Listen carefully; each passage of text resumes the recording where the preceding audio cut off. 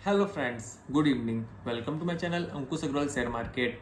Market में ताबड़तोड़ तेजी और मार्केट की जो बाइंग थी वो सस्टेन हुई ड्यूरिंग द लास्ट आवर।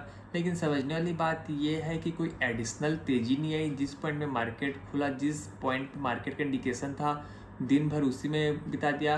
लेकिन मेरे को लगता है ऐसे देखना चाहिए कि the bottle is half full then the bottle is half empty, क्योंकि पॉजिटिव ढूंढने का टाइम है। क्योंकि अभी इतना दिन बाद थोड़ा तेजी आया है।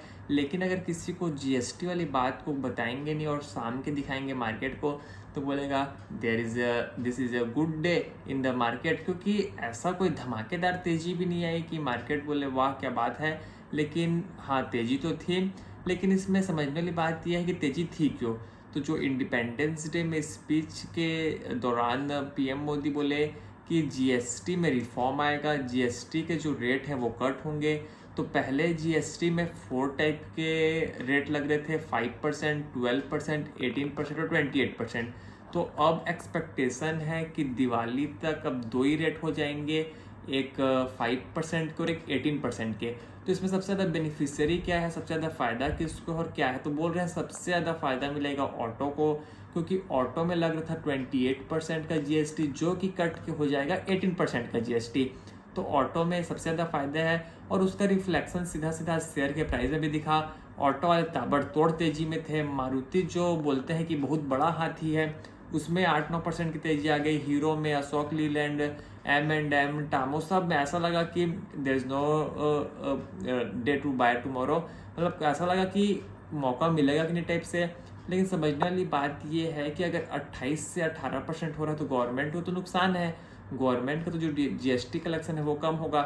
लेकिन अगर फिर अगेन अगर दूसरे तरीका से देखें तो ये है, फॉर एग्जांपल कि अगर कोई भी गाड़ी लेने जा रहा है तो वो सोच रहा है भाई ये वाली गाड़ी तो 13 लाख की है, मेरा बजट गड़बड़ा जा रहा है। लेकिन अगर वो अगले बार जीएसटी कट होने के बाद पता चल रहा है उसको 12 लाख की है, तो पता उसका अगर वो बजट में आ जाता है तो फिर वो गाड़ी ले भी सकता है।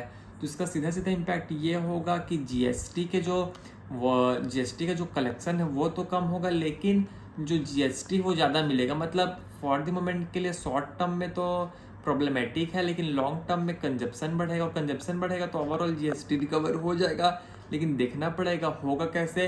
लेकिन ये सब एक एक्सपेक्टेशन है, कोई रियल फिगर नहीं है कि 28 से 18 होगा कि नहीं। और बोलते हैं सीमेंट में भी 28 से 18 हो जाएगा। तो सीमेंट वाले शेयर भी फोकस में रहे, ताबड़तोड़ तेजी में रहे। तो उसके चलते रियल इस्टेट में भी तेजी आएगी, रियल इस्टेट में आएगी, डेवलपर्स में आएगी और इंफ्रा में आएगा। तो सब चीज़ में तेजी आने का एक्सपेक्टेशन लगा रहे हैं।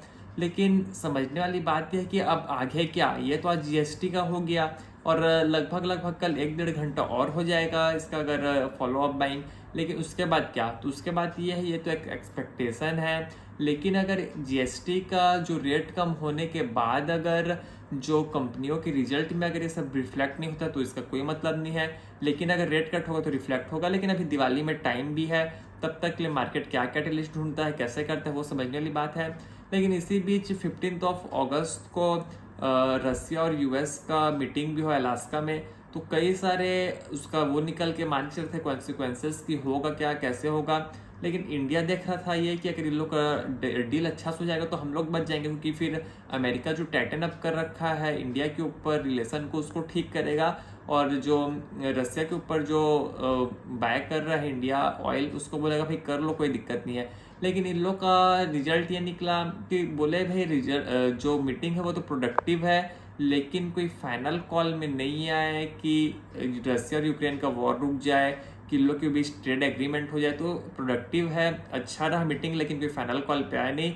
लेकिन इसी बीच आज बोलते हैं कि जो रसिया के प्रेसिडेंट है पुतिन, वो पीएम मोदी को कॉल करेंगे और बताएंगे भाई मीटिंग में क्या क्या हुआ, हम लोग के भी सब अच्छा हुआ है, तो उसके बारे में होगा। लेकिन फॉर द मोमेंट के लिए तो जो 25 अगस्त को यूएस से आने वाले थे जितने भी बात करने के लिए ट्रेड के ऊपर, अमेरिका वाले बोले कि अभी हम लोग उनको नहीं भेजेंगे बात करने के लिए। जब तक रसिया से ऑयल लेना इंडिया बंद नहीं करेगी तब तक हम लोग बातचीत तो करेंगे नहीं। लेकिन एक ठोक अगर आप एक्स में मेरा ट्वीट देखे होंगे तो इसमें एक चीज़ ये भी समझने वाली बात ये है कि पुतिन और डोनाल्ड ट्रंप का मीटिंग के बाद पुतिन बोल रहे हैं कि ट्रेड एग्रीमेंट तो नहीं हुआ, लेकिन जब से कुर्सी में ट्रम्प बैठे हैं 20% जो हम लोग का यूएस के साथ एक्सपोर्ट है वो बढ़ गया है, जो यूएस के साथ रिलेशन है वो बढ़ गया है। तो इसमें बेवकूफ़ बना को बेवकूफ़ तो हम लोग बने इंडिया वाले, क्योंकि जब 20% इन लोग का ट्रेड बढ़ रहा है तो इंडिया से इन लोग का प्रॉब्लम क्या है? इंडिया वाले इसमें बीच में पिसा गए। लेकिन this is how the things are. लेकिन अगर again back to the market, अगर मार्केट की बात करें तो मेरे को लगता है जो आज जीएसटी का होना था हो गया, जो खुशी मनाने थे मना लिए।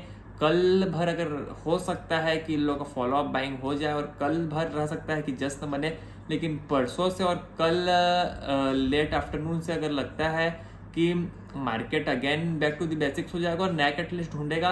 लेकिन देखते हैं हम लोग क्या करना है, क्या समझना है। मेरे को तो लगता है कि जब से हम लोग बोल भी रहे थे कि रातों रात शेयर के प्राइस ऐसे बढ़ेंगे कि लेने का मौका ही नहीं मिलेगा, इसलिए पैसा लगा के रखो। वैसे ही हुआ जैसे आज फॉर एग्जांपल किसी को मारुति लेना था तो ऑलरेडी वो गैप अप से खुला, तो फिर ले कौन पाएगा? तो प्रीवियस रेट का वेट करेगा, फिर अब शेयर बढ़ते चले जाएंगे। तो वैसे ही होता है।